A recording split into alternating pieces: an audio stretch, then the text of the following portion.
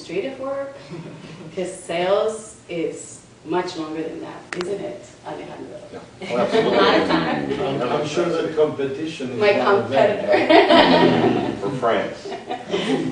Absolutely, and I would say competition is always a challenge, especially in a difficult economic environment. If you're a company like Cintas who sells at the high end of the marketplace, we sell premium products and services. Now we provide great value, but you will see price cutting. Your competitors aggressively price cutting, sometimes ethically, sometimes not so ethically. So that is a challenge.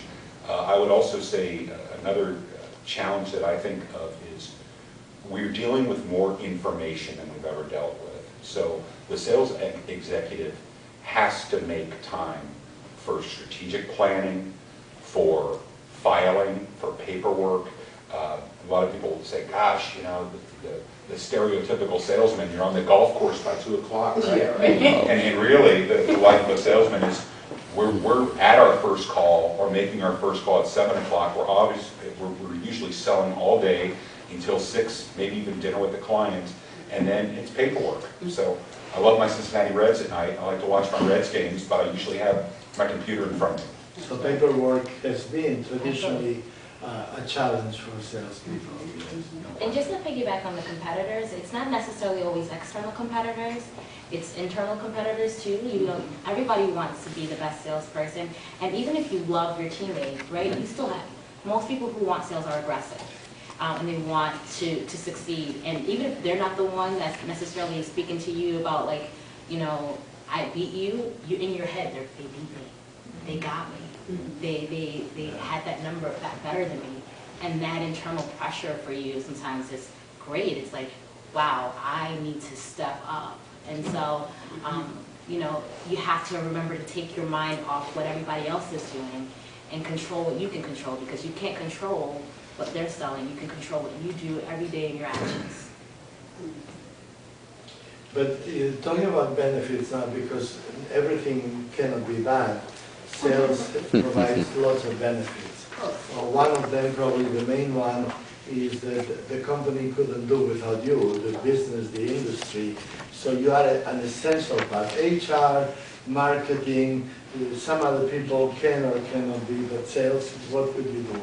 What are the benefits of being in sales? Freedom, whatever else. What can you tell? Yeah, I mean, well, one of the, I think the best benefits that I've seen that as I've matured is the amount of relationships that I've built, and the networking, and really knowing how to network. Because I think I used to have an idea of what networking really meant, and when you network with people, you know, I've met the CTO of the Huffington Post, like I've met CEOs, I've met other leaders, and they know that I'm young, they know that I'm coming in there trying to sell them something, and they've got a lot to offer in terms of knowledge. And you know, you meet people who not just necessarily give you knowledge within their industry, but knowledge in life. I've had really great personal conversations with some of the people that I've worked with, and even working with just some of the IT professionals, you know, they've informed me of things that I had no clue about. So I think the networking and relationship is one of the biggest pieces of knowledge, right? You can't, that's like priceless. You know, obviously people think of sales and they think of money, but the knowledge and the networking, those last forever. And they can take you places outside of your organization if necessary. Interesting. I would say that just, I mean, two sides of it. One of them being, you have to work with these customers like friends, more than customers, and I never really understood that myself until one day I've been, and I had my own Allstate agency for a year and a half, a predominantly immigrant community, and this gentleman, one of our really good customers, came in one day, and he normally was in on the weekends. He comes in on a Friday, and I could see that he was a little upset, and I just said, you know, I said, how are you doing? I go, what's wrong?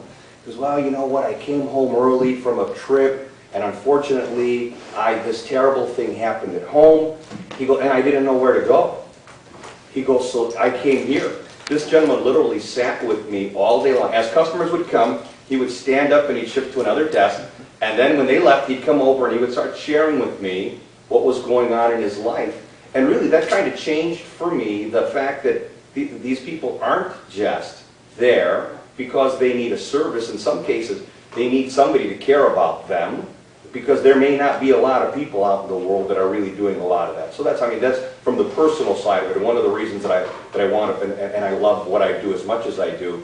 From the financial side, and Esther started it with, I did it for the money. Like I said, I've been with Allstate already for 7 years. I'd always done well just because I was working a fair amount more than anybody else. But the first year that I moved over into sales, my annual bonus exceeded what my annual salary had been the year before.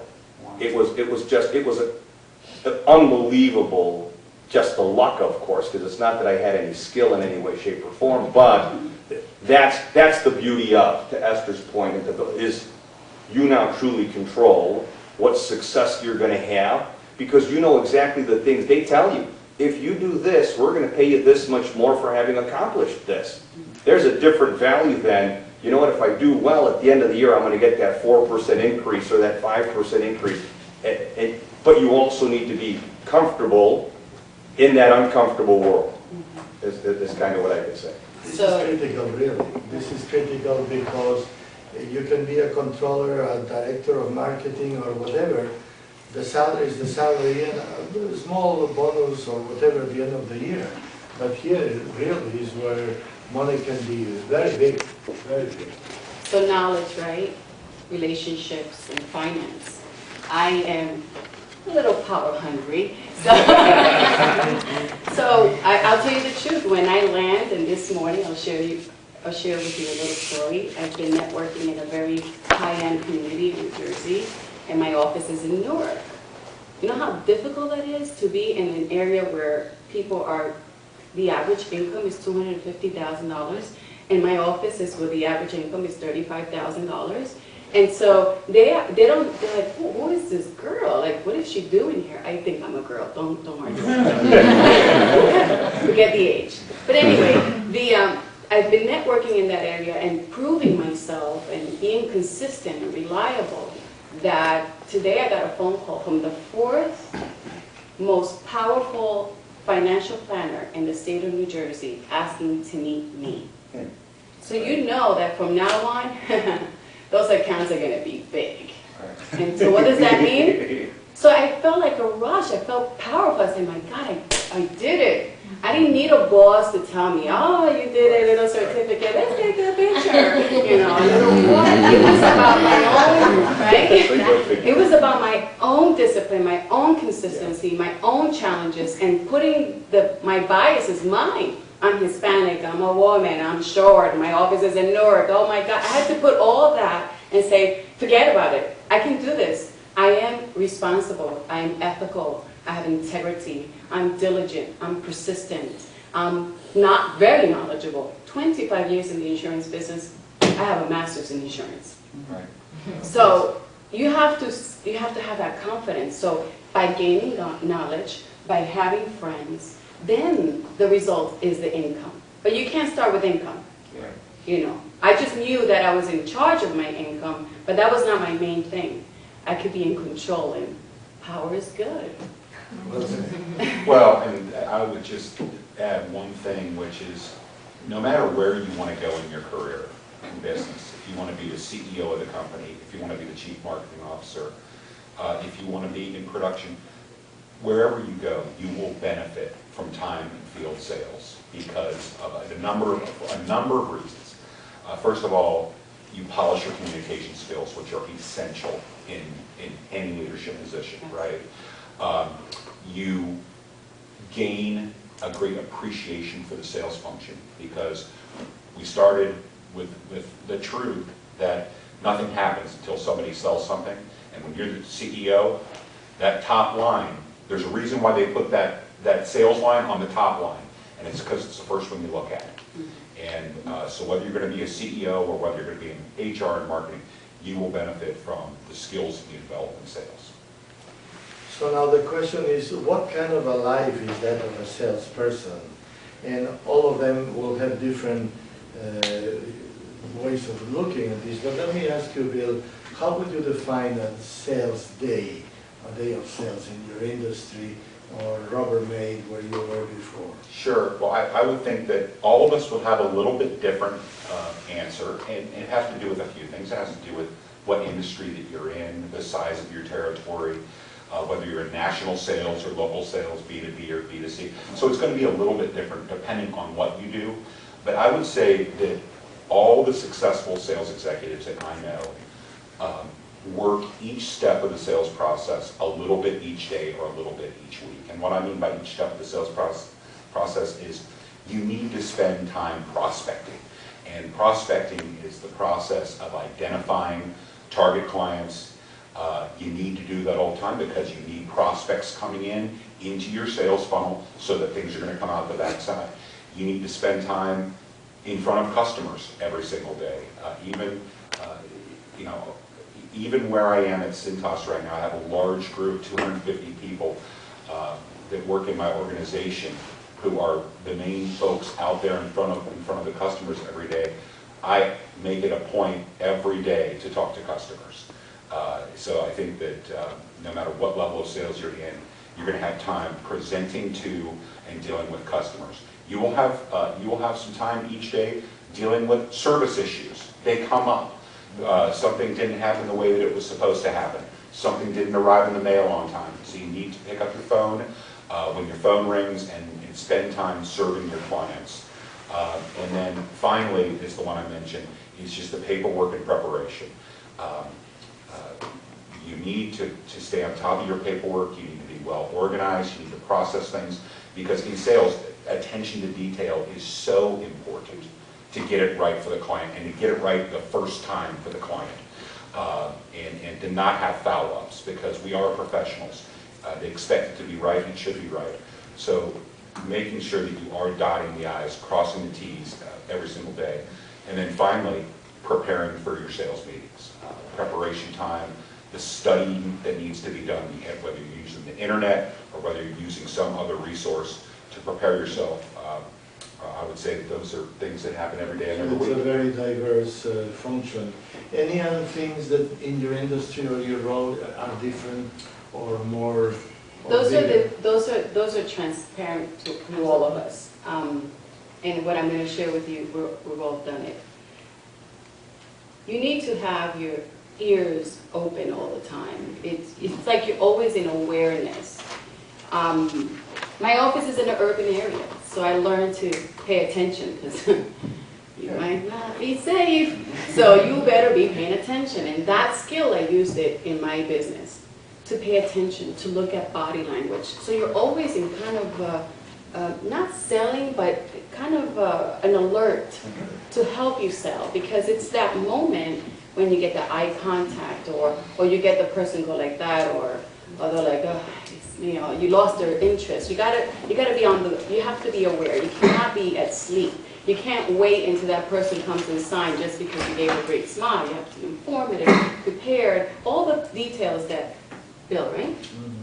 That's something I have to work on. Bill shared with us. So that's it's almost like you're always on the go. But I'm going to tell you, those are great things. I mean, I have a lot of great breakfasts and lunches and dinners. I was at the Travelers Championship, the golf championship, and I got to meet Webb and Bubba, and you get a lot of perks. It's not all like grinding all the time. But even in those meetings, you're meeting people. You're building relationships for the next step, and so salespeople have to be aware. Well, there's actually a scientific definition of what you just described, and it is a very common trait in top performers. It's called emotional intelligence. And emotional intelligence, the best way I can describe it, and I would say this is a very emotionally intelligent group up here, because when you find top sales performers, you usually find people that emotional intelligence is best defined as a mix of street smarts and great radar. Meaning your radar is on all the time. Great salespeople are very aware. We notice things that other people don't notice. And I was just going to say, I think emotionally intelligent people also work extremely well in diverse groups because they're very aware of other people and how they want to operate and put other people first, They see how you want to interact, they see how fast you want to go, and there's actually a great book, Emotional Intelligence 2.0. If you get it, pick it up. It's a great book. I mean, a couple of points of emotional intelligence 2.0. Yeah. 2.0. And Alejandro, what personality traits can prevent you from succeeding? What can mess up your career in sales? Disorganization could be one, dishonesty. What else? To follow the path that I've taken is a perfect thing to help you not do well. No, you know what? It's quite the opposite of and I put down sales is about the details, and that normally is not a salesperson. I always tell people I'm the idea man. And even when I was a little kid, I'm the idea man. I take care of stuff without doing stuff, which is why I love sales as much as I do.